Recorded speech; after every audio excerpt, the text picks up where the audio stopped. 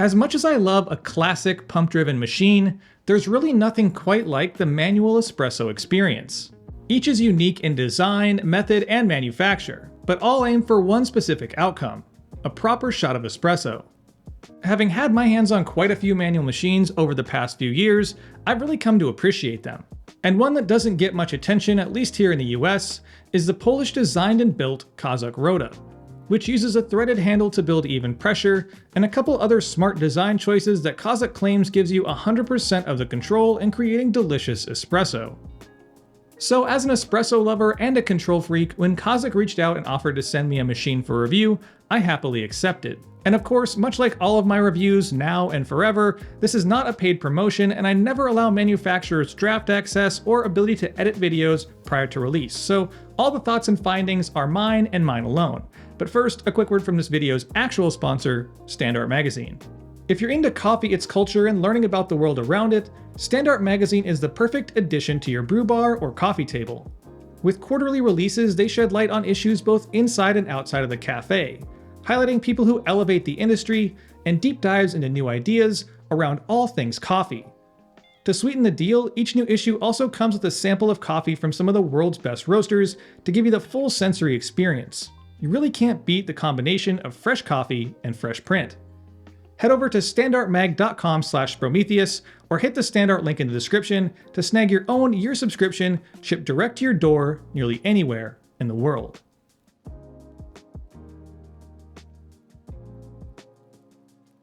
At first glance, the Kazak Rota just looks like a hand grinder, but there are some parallels between it and other manual machines. But as always, I think we should do a quick overview of the machine and some of its unique features before we get into brewing.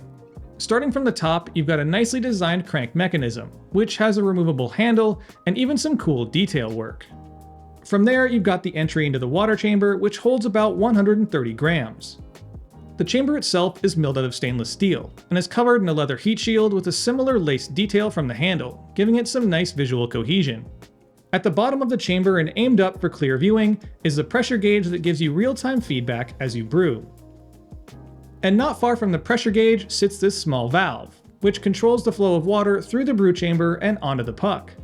And speaking of water flow, the dispersion screen is built in and functions a lot like a traditional espresso machine, which provides a very even rate of flow. The included basket is made of steel and holds a max of 16 grams of coffee. Its diameter is 51 millimeters, which does give it some aftermarket options because La Pavoni, DeLonghi, and Leverpresso all use the same size. Included with the machine is a set of tools, like a grinds funnel, a WDT tool to break up clumps, and a surprisingly heavy push tamper that is a perfect fit for the basket. Also included is a small shot glass with basic espresso measurements for those brave baristas who want to brew without a scale. So all in all, everything feels well built, designed, and accessorized out of the box, and there's no obvious signs of corners being cut.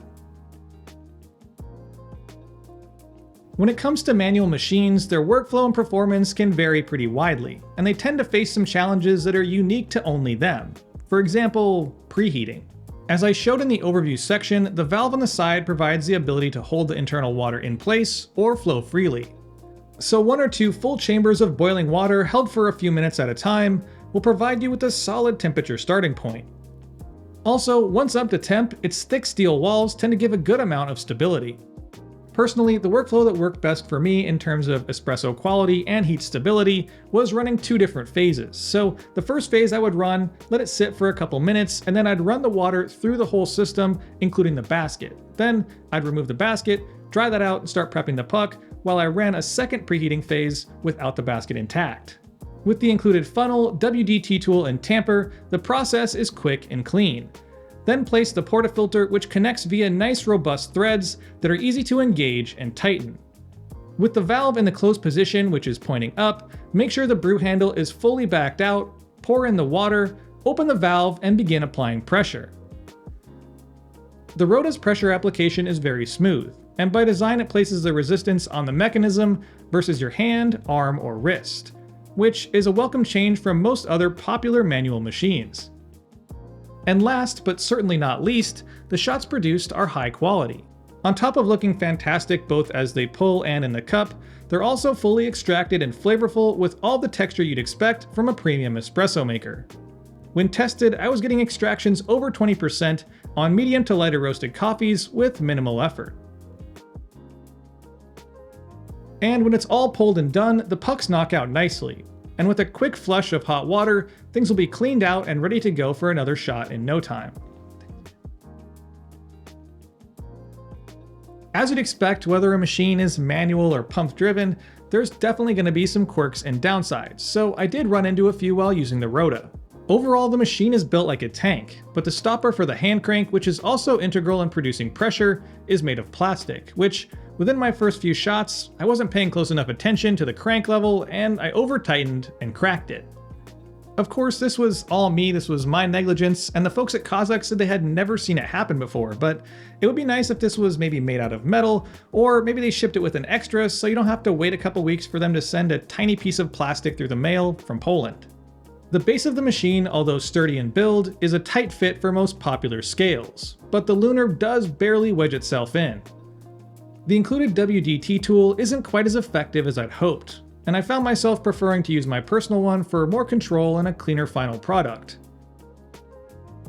And finally, the black leather outer heat wrap tends to bleed dye onto my hands. Now, I'm not sure if this is because it's new or what, but it's kind of annoying to have big gray smudges on my hands as I enjoy the fruits of my labor. Manual espresso machines are like a niche within a niche, but I feel like the market's been dominated by brands with the money to heavily advertise or run near constant giveaways. Kazak is clearly the underdog, but their humble approach to manual espresso, bolstered by high-end build materials and espresso quality, really speak for themselves. In my mind, what makes the Rota 2 stand out functionally is two small but very smart features missing from its other major competition. Both the flare and the robot use a method that tends to allow water to make some contact with the puck prior to brewing. On the Rota, its valve prevents any steeping or soaking until you actually want it, providing a bit more control and consistency shot to shot. Also, both the flare and the robot have or require an additional screen to allow for an even dispersion of water over the puck. But the Rota's built-in screen allows for an extremely even flow of water without any additional pieces to handle, clean, or keep track of. So long story short, the Rota provides more control than its competition in a platform with a smaller footprint and a similar price point. Which is why I think it's the best manual machine you've never heard of. Until now. And also, when it comes time to pull manual shots, that's the one I'm going to be reaching for. But with that said, I think it's time I wrap this one up and pass the conversation on to you. What are your thoughts on the Rota? What are your thoughts on manual espresso machines in general? Do you love them? Do you hate them? Do you just tolerate them? Drop your answers to those and any other questions you may have in the comment section down below. And as always, I'll see y'all next week. Thanks for watching, and if you enjoyed the video, don't forget to like, share, and subscribe. Hit that little bell button for notifications of new videos posted every Friday. Check out my Instagram at Sprometheus for content throughout the week, my blog at Sprometheus.com, my coffee at littlegiant.coffee, and as always, stay caffeinated. Pony boy.